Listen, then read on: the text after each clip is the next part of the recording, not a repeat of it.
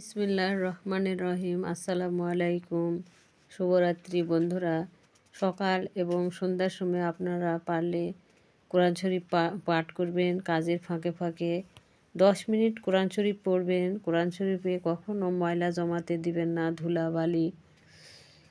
এ নিয়ে আমি শুরু করছি সূরা ইব্রাহিম। আলিফ লাম র একটা কিতাব যা তোমার প্রতি অবতীর্ণ করেছি যাতে তুমি মানুষকে তাদের প্রতিপালকের নির্দেশে অন্ধকার থেকে নিয়ে আসতে পারো আলোর দিকে।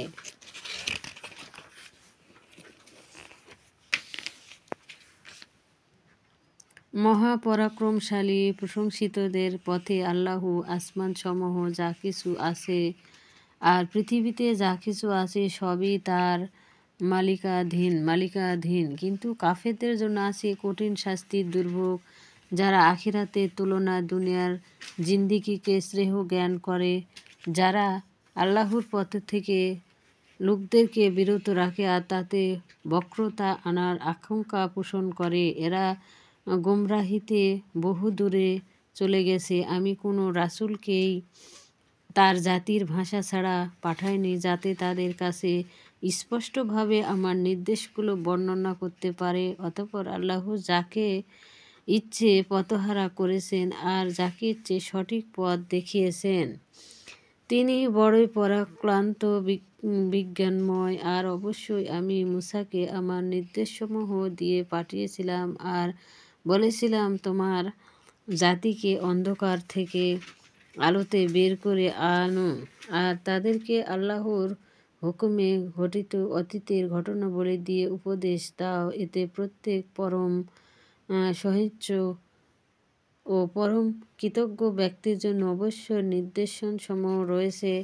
স্মরণ করো যখন মূসা তার সম্প্রদায়কে বলেছিল, তোমরা তোমাদের প্রতি আল্লাহর নিয়ামতের কথা স্মরণ করো যখন তিনি তোমাদেরকে ফেরাউনি গোষ্ঠী থেকে রক্ষা করেছিলেন, যারা তোমাদেরকে জঘন্য রকমের শাস্তিতে পিষ্ট করেছিল। তোমাদের পুত্রদেরকে তারা হত্যা করত আর তোমাদের নারীদেরকে জীবিত রাখত। এটা ছিল তোমাদের জন্য আল্লাহর পক্ষ হতে এক কঠিন পরীক্ষা। স্মরণ করো যখন তোমাদের প্রতিপালক ঘোষণা করেন, যদি তোমরা কৃতজ্ঞতা প্রকাশ করো তাহলে আমি অবশ্যই তোমাদের জন্য আমার নিয়ামত বৃদ্ধি করে দেব। আর যদি তোমরা অকৃতজ্ঞ হও তবে জেনে রেখো অকৃতজ্ঞদের জন্য আমার শাস্তি অবশ্যই কঠিন। মূসা বলেছিল, তোমরা আর দুনিয়ার সকল লোক যদি অকৃতজ্ঞ হও তাতে কিছুই যায় আসে না, কারণ আল্লাহ অমুখাপেক্ষী প্রশংসিত। তোমাদের পূর্বকার লোকদের খবর কি তোমাদের কাছে পৌঁছেনি? নূহ, আদ আর সামুদ সম্প্রদায়ের আর তাদের পূর্ববর্তীদের, তাদের সম্পর্কে আল্লাহ ছাড়া কেউ জানে না। রসূলগণ তাদের কাছে স্পষ্ট নির্দেশসমূহ নিয়ে এসেছিল। তখন তারা নিজেদের মুখে হাত চেপে ধরল আর বলল, যে জিনিস দিয়ে তোমাদেরকে পাঠানো হয়েছে তা আমরা অস্বীকার করি, আর যে বিষয়ের প্রতি তোমরা আমাদেরকে আহ্বান জানাচ্ছ সে সম্পর্কে আমরা বিভ্রান্তিকর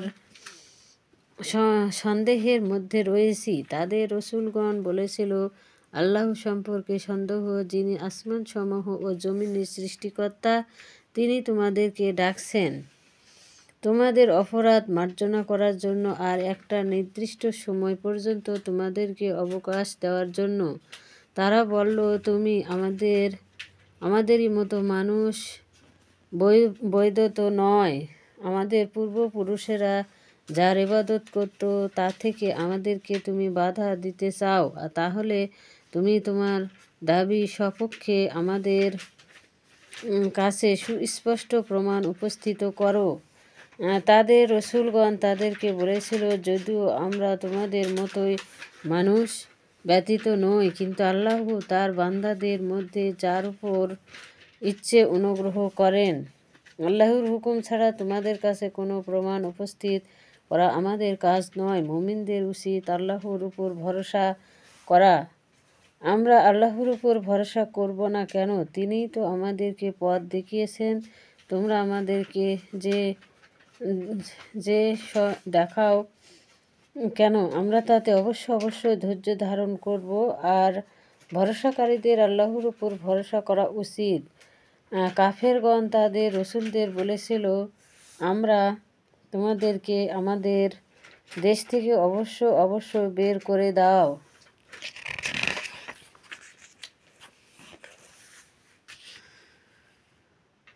অন্যথায় তোমাদেরকে অবশ্যই আমাদের ধর্মমতে ফিরে আসতে হবে। এমত অবস্থায় রসুলদের প্রতি তাদের প্রতিপালক এই মর্মে ওয়াহি করলেন যে আমি জালেমদেরকে অবশ্যই ধ্বংস করব, আর তাদের পরে তোমাদেরকে অবশ্যই জমিনে পুনর্বাসিত করব। এই সুসংবাদ তাদের জন্য যারা আমার সামনে এসে দাঁড়ানোর ব্যাপারে ভয় রাখে আর আমার শাস্তির ভয় দেখানোর সংকৃত হয়। তারা অর্থাৎ কাফেররা চূড়ান্ত বিজয়ের ফয়সালা কামনা করেছিল, কিন্তু আল্লাহ তার রাসূলদের বিরোধিতা করার কারণে প্রত্যেক উদ্ভট সীমালঙ্ঘনকারী ব্যর্থ হয়ে গেল। এদের জন্য পরবর্তীতে আছে জাহান্নাম, আর এদেরকে পান করানো হবে গলিত পুঁজ। সে তা খুব কষ্ট করে গিলতে চেষ্টা করবে আর খুব কমই গিলতে পারবে। মৃত্যু যন্ত্রণা তার কাছে চতুর্দিক থেকে আসবে, কিন্তু সে মরবে না। এরপর তার জন্য থাকবে এক কঠিন আযাব। যারা তাদের প্রতিপালকের অস্বীকার করে তাদের আমলের দৃষ্টান্ত হলো সেই ছাইয়ের মতো যা ঝড়ের দিনে বাতাস প্রচণ্ড বেগে উড়িয়ে নিয়ে যায়। নিজেদের উপার্জনের কিছুই তারা কাজে লাগাতে পারে না। এটাই ঘোর গুমরাহি। তুমি কি দেখো না যে আল্লাহর যথাযথ নিয়ম বিধানসহ আসমানসমূহ ও জমিন সৃষ্টি করেছেন? তিনি চাইলে তোমাদেরকে সরিয়ে দিবেন আর এক নতুন সৃষ্টি নিয়ে আসবেন। এটা আল্লাহর জন্য কঠিন কিছু নয়। তারা সকলে আল্লাহর নিকট উপস্থিত হবে।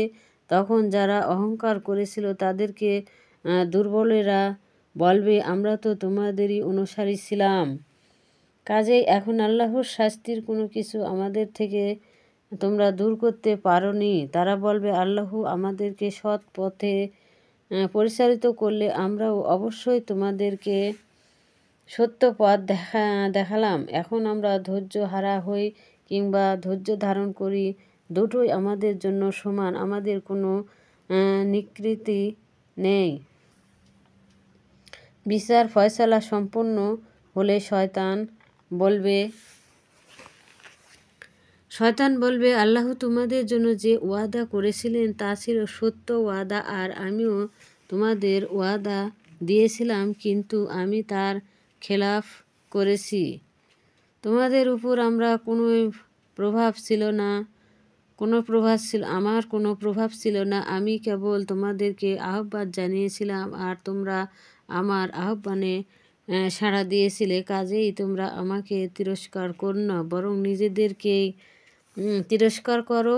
এখানে না আমি তোমাদের ফরিয়াদ শুনতে পারি, না তোমরা আমার ফরিয়াদ শুনতে পারো। ইতিপূর্বে তোমরা যে আমাকে আল্লাহর শরীক করেছিলে আমি তা অস্বীকার করেছি। জালিমদের জন্য আছে ভয়াবহ শাস্তি।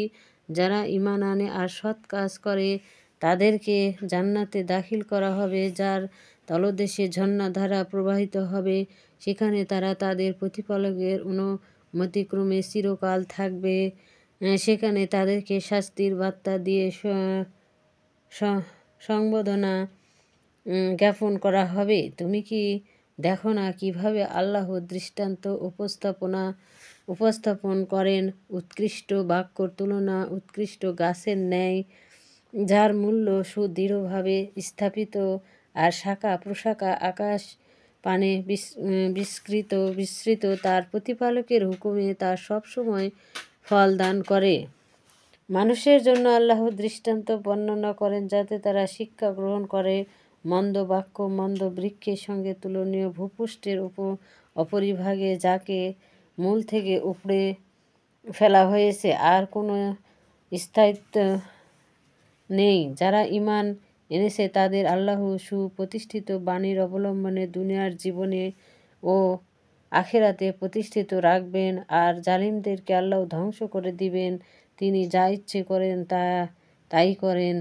তুমি কি তাদের মুখাপেক্ষী হবে? আসসালামু আলাইকুম। ভিডিওটি ভালো লাগলে অবশ্যই লাইক এবং সাবস্ক্রাইব করবেন এবং আপনার পরিবার নিয়ে সুখে সমৃদ্ধি শান্তিতে থাকুন, ভালো থাকুন, সুস্থ থাকুন। আল্লাহ হাফেজ।